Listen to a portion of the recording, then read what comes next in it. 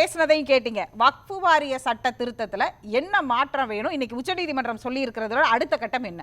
இல்லை, இப்போ முதல்ல நம்ம பேசணும். அதாவது நம்ம ஒரு வாதத்தை ஒரு குற்றச்சாட்டை வைக்கிறோம் அப்படின்னா குறைந்தபட்ச ஆதாரத்தை காட்டிட்டு இந்த ஆதாரத்தின் அடிப்படையில் நான் இந்த குற்றச்சாட்டை வைக்கிறேன்னு சொல்கிறது தான் தர்க்கம் செய்வதற்கு நியாயமானதாக இருக்கும். அதை விட்டுட்டு நான் சொல்லிட்டேன், நீ தப்பு நான் ப்ரூவ் பண்ணிக்கோ அப்படின்னா கடந்த சில நாட்களுக்கு முன்னாடி பெரியார் மீது அவதூறு வச்சுட்டு இடையே சொல்லிட்டு போகிறது.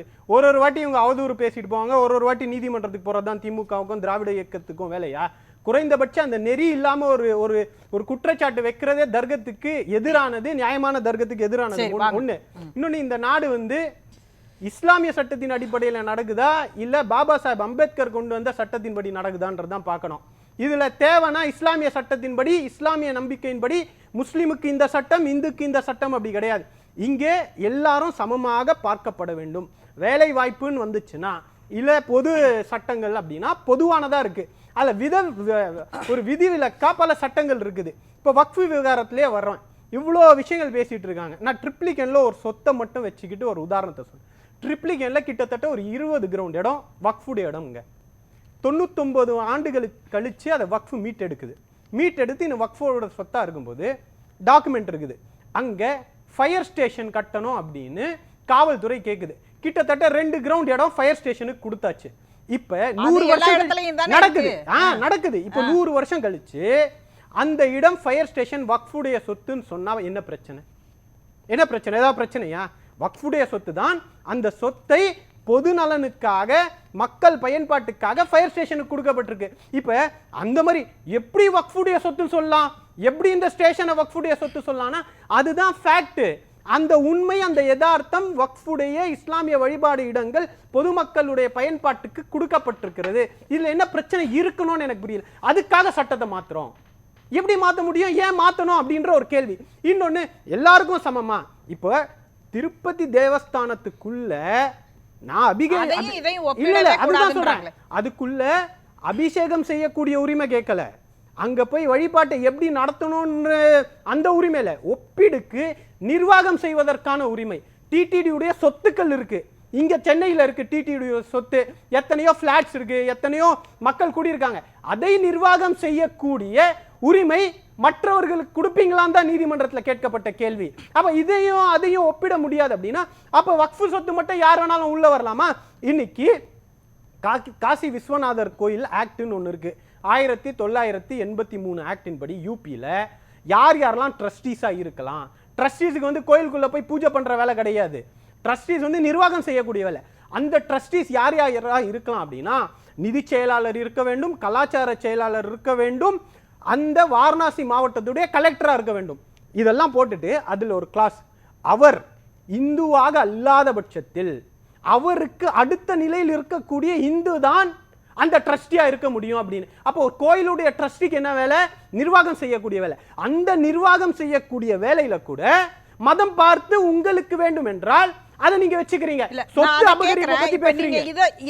இதெல்லாம் நீங்க சொல்றீங்க. ஆனா மாவட்ட ஆட்சியர் அப்படிங்கிறது அந்தந்த மாவட்டத்திற்கு கீழே வர்ற அந்த சொத்துக்களுக்கு அவர் சொல்றதுல என்ன சிக்கல்? ஏன் தீர்ப்பாய கமிஷனருக்கும் மாவட்ட ஆட்சியர் வைக்க வேண்டாங்கிற ஒரு வாதத்தை வைக்கிறீங்க தீர்ப்பாய கமிஷனருக்கு பதிலா? இல்ல, அதுல நாங்க 3 விஷயங்கள் ரொம்ப பிரத்யேகமான நீதிமன்றம் எடுத்திருக்கக்கூடிய பார்வையில என்ன சொல்ல வர்றோம் அப்படின்னா, ஏற்கனவே ஒரு சிஸ்டம் இருக்கு, ஒரு தீர்ப்பாயம் இருக்கு, அதுக்கு முன்னாடி வக்ஃப் போர்டு இருக்கு.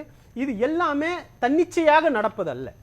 இது டாக்குமெண்டின் அடிப்படையில் டாக்குமெண்ட்டை பார்த்து தான் வக்ஃப் போர்டு இது வக்ஃபுடைய சொத்து, இது வக்ஃப் இல்லாத சொத்துன்னு என்ஓசி கொடுக்குது. இப்போ அதை நீங்க அதுக்கும் சிஇஓ யாரும் ஒரு கலெக்டர் தான். இப்போ பிரச்சனை என்னன்னா, ஒரு இடத்துலையும் வக்ஃப் போர்டுடைய அதிகாரத்தை கொண்டு போய் கலெக்டர் கிட்ட கொடுத்துட்டு கலெக்டர் எக்ஸிக்யூட் பண்ற இடத்துல தான் இருக்கார். திரும்ப அங்க சொல்றாங்க கலெக்டர் ஜட்ஜ் ஆக முடியாது.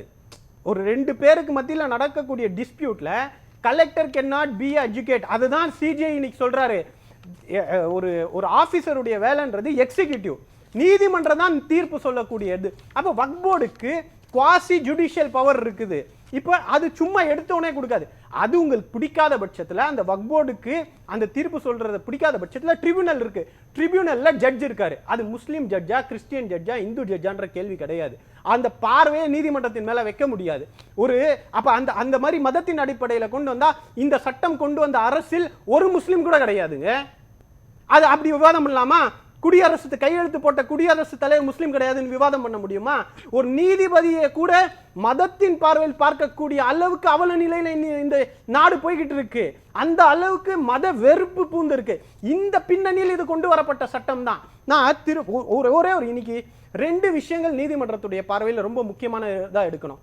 இவர் வந்து மத்திய அரசுடைய அப்படிதானே மாவட்ட ஆட்சியரை நம்ம பார்க்க முடியாது. நான் அந்த புள்ளியில கேட்கிறேன். மாவட்ட ஆட்சியர் ஒரு கலெக்டரும் வக்ஃப் போர்டும் வேற வேற. இப்ப அதிகாரம் என்பது கலெக்டர் கீழே போறது இல்ல, வக்ஃப் போர்ட் கிட்ட இருந்து பறிக்கப்பட்டு ஒரு கலெக்டர் கிட்ட போறது. கலெக்டர் இந்து முஸ்லிம்னு பார்க்கல, ஒரு குவாசி ஜுடிஷியல் பவர் இருக்கக்கூடிய ஒரு அமைப்பில் இடத்திலிருந்து ஒரு அரசு அதிகாரி கிட்ட போறது தான் இங்க பிரச்சனையா பார்க்கப்படுது. அதுக்கு செக் அண்ட் பேலன்ஸ் சிஸ்டம் வேற, கலெக்டருக்கு செக் அண்ட் பேலன்ஸ் சிஸ்டம் வேற. இப்போ இந்த செக் அண்ட் பேலன்ஸ் மாறுறது தான் பிரச்சனையா பேசப்படுது தவிர மற்றபடி கலெக்டர் இந்த மதத்தை சேர்ந்தவர்னு எங்கேயுமே நாங்க சொல்லல. ஆனா இவங்க தீர்ப்பாயத்துல வெறும் முஸ்லிம்களா இருக்காங்க, அதுக்காக இந்துக்கள் வரணும்னு சொல்றது. நீதிபதி, மாவட்ட நீதிபதி ரேங்கில் இருக்கக்கூடிய ஒரு நீதிபதியை மத சாயலோடு பார்க்கறது பிரச்சனையா இருக்கு. நான் 2 விஷயத்தை தான் இன்னைக்கு உச்ச நீதிமன்ற நீதிபதி ஜஸ்டிஸ் கண்ணா அவர்கள் எடுத்தாரு. மத்திய அரசுடைய வழக்கறிஞர் போய் கேட்கிறார், ஐயா நீங்கள் தடை இன்டரிம் ஸ்டே கொடுத்தீங்கன்னா, இடைக்கால தடை கொடுத்தீங்கன்னா அது மிகப்பெரிய ஒரு கடினமான முடிவா இருக்கும், வழக்கத்துக்கு மாறானதாக இருக்கும் அப்படின்னு. அப்படி சொல்லப்படும் போது கூட வழக்கத்துக்கு மாறான ஒரு விஷயத்தை செய்யற அளவுக்கு இந்த சட்டத்தில் ஓட்டைகள் இருக்கின்றன.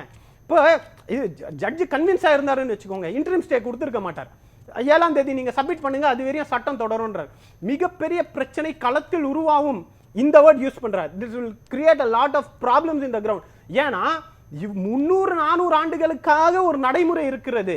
டெக்னாலஜி இல்லாதப்ப மன்னர் ஆட்சி காலத்துல பதிவே கிடையாதுங்க, வெறும் வார்த்தையை நம்பி சொத்து பரிமாற்றங்களும் வியாபாரங்களும் நடந்துட்டு இருக்கிறப்ப நீங்க போய் அதுக்கான டாக்குமெண்ட் எடுத்துட்டு வா அப்படின்னா அது பிராக்டிகலி இம்பாசிபிள். அது நீதிமன்றத்தில் வழக்குகளை அதிகரிக்கும் அப்படின்ற ஒரு பார்வை உச்ச நீதிமன்ற தலைமை நீதிபதிக்கு இருக்குது. அப்ப இத்தனை ஓட்டைகள். அடுத்தது இங்க சொன்னாங்கல்ல, அந்த கேள்விக்கான பதில் ஷானவாஸ் சொன்னது மாதிரி நீங்க எல்லார்கிட்டையும் கேட்டுதானே ஒரு சட்டத்தை கொண்டு வந்திருக்கீங்க. ஒரு கிளாஸும் வெல் டிஸ்கஸ்ட் இந்த பார்லிமெண்ட்னு உங்களுடைய பார்வை தானே. ஜேபிசில பல லட்சம் பேர் பேசியிருக்காங்க தானே. அதுல கொள்கை முடிவு கிடையாது, ஏற்கனவே சட்டத்தில் இருப்பதை கோடிட்டு காட்டி ஒரு கேள்வியை கேட்கிறாரு. சரிங்க, நீங்க வந்து வக்ஃப் போர்டுக்குள்ள இஸ்லாமியர்களுடைய சொத்துக்களை நிர்வாகம் செய்யக்கூடிய இடத்தில் இஸ்லாமியர்கள் அல்லாதவர்களை நீங்க நுழைக்கும் போது ஏன் அதே நடைமுறையை மற்ற மதங்களில் பயன்படுத்த கூடாதுன்ற ஒரு கேள்விக்கு ஆம் இல்லை என்று நீதிபதி ஒரு மத்திய அரசு நிலைப்பாடு எடுத்திருக்கணும். அந்த கேள்விக்கு ஒரு வார இடைக்கால டைம் கேட்கறதுன்றது இவங்க ஒரு சிக்கல்ல போய் கன்ஃபியூஷன்ல மாட்டிட்டாங்க. ஜுடிஷியல் ஸ்க்ரூட்னி டைட்டா இருக்கும்னு அவங்க எதிர்பார்க்கல. இன்னொரு முக்கியமான விஷயம், இது எல்லாமே ஒரு சமூகத்துடைய அதிகார பறிப்பை நோக்கி அவர்களுடைய பொருளாதார சூழல்ல இருந்து அவர்களை பறிக்கிறதுக்கான முயற்சி தான் இது தொடர்ந்து நடந்துகிட்டு இருக்கு. அது ஒரு மத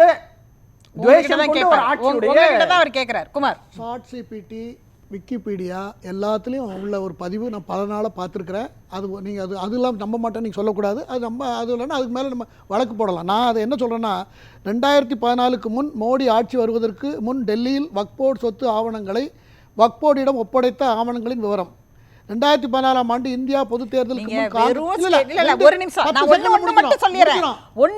சொல்லிடுறேன். நீங்க வெறும் ஸ்டேட்மெண்டா அதை படிச்சிருந்தீங்கன்னா கூட நான் வெறும் ஆதாரம் என்னன்னு கேட்டுட்டு போயிருவேன். நீங்களே ஆதாரத்தை சாட் ஜிபிடி விக்கிபீடியான்னு சொல்லிட்டீங்க. சாட் ஜிபிடில போய் என்னோட ப்ரொஃபைல நான் கொடுத்தாலே தப்பா தான் சார் சொல்லும். சுகிதா சாரங்கராஜன் நீங்க பேரை கூட ஒழுங்கா எடுத்துக்காதீங்க. இந்த விவாதம் பண்ண முடியாது. இன்னைக்கு இந்த விவாதம் 123 ஆவணங்களை சார் நீங்க அந்த ஆவணங்களை சொல்லுங்க. சாட் ஜிபிடி சொல்றத ஆவணமா எப்படி சொல்ல முடியும்? நீங்க இப்படி கேட்டீங்கன்னா நீங்க ஒருதலை பட்சம் செயல்படுங்க, நான் முடிவு எடுத்துருவேன். இல்ல குமார் சார் நீங்க சொல்லிக்கோங்க. குமார் சார் ஆனா என்னுடைய ஒரே ஆவணங்களை டெல்லியில் உள்ள ஆவணங்களை காங்கிரஸ் கட்சி அந்த வக்ஃப் போர்டிடம் ஒப்படைத்திருக்கிறது. அந்த விவரத்தை தான் நான் சொல்ல வரேன். தடுத்தீங்கன்னா இல்ல தடுக்கல, அந்த ஆதாரம் சரியான ஆதாரமான்னு கேக்குறேன். நான் கேரண்டி அதுக்கு அந்த ஆவணத்தை வக்ஃப் போர்டிடம் கொடுத்தா என்ன பிரச்சனை? இப்போ பல நாளா இத பத்தி ஃபாலோ குமார் சார் ரொம்ப simple question sir. Chat GPT சொல்றதையும் விக்கிபீடியா சொல்றதையும் ஆதாரமா நீங்க கொண்டாந்து வைக்கிறீங்க. as a fact checker எப்படி சார் அத ஃபாலோ பண்ணிருக்கேன். நீங்க கவர்மெண்ட் வெப்சைட்ல இருந்து எடுத்தேன்னு சொல்லுங்க, நான் தாராளமா அதை அக்செப்ட் பண்றேன். அதுக்கு நான் கேரண்டிங்க. இல்ல நான் கேரண்டி கொடுக்கங்க. நான் அதை தான் திரும்ப சொல்றேன். நீங்க சொல்லிட்டு போங்க. அதை சொல்றது ஒண்ணுமில்ல. குமார் சார் ஒரே ஒரு நிமிஷம் நீங்க புரிஞ்சுக்கிட்டு பேசுங்க. தேர்தல் அறிவிப்புக்கு முன்னால குமார் சார் ஒரு நிமிஷம் புரிஞ்சுக்கிட்டு பேசுங்க. நீங்க காங்கிரஸ் ஒப்படைத்திருக்கிறது. சரி, நீங்க இந்த காங்கிரஸ் நீங்க சொல்லிட்டீங்க சார். ஒரு நிமிஷம் கேளுங்க. காங்கிரஸிடம் ஒப்படைத்தது அப்படிங்கறதுக்கான ஆதாரம் யூபிஏ கவர்மெண்ட்லயோ இல்ல இப்ப உள்ள கவர்மெண்டோட வெப்சைட்ல எதுலயாவது இருக்குதா? இல்ல எங்கயாவது டாக்குமெண்ட்ல இருக்கா? ஏதாவது டாக்குமெண்ட்ல இருக்கா?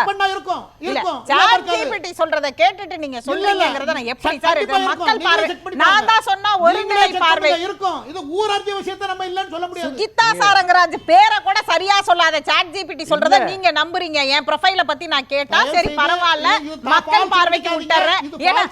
இல்ல இல்ல நான் சொல்றது உண்மை. குமார் சார் ஒரு நிமிஷம் சார். நீங்க சொல்றத உண்மையே மக்கள் பார்வைக்கு விட்டுட்டேன். ஏன்னா நீங்க தான் ஏன் மேல சார்ஜ் பண்ணிட்டீங்களே. நீங்கள் இதை அனுமதிக்கவில்லை என்றால் ஒருதலை பட்சமா அதாவது ChatGPTக்கு நீங்க சாதகமா வந்துட்டீங்க. ChatGPT சொன்னதை குமார் இங்கே பதிவு செய்திருக்கிறார் என்பதை ஃபேக்ட் செக் இன்றி அப்படியே உங்கள் பார்வையில் வைக்கிறேன்.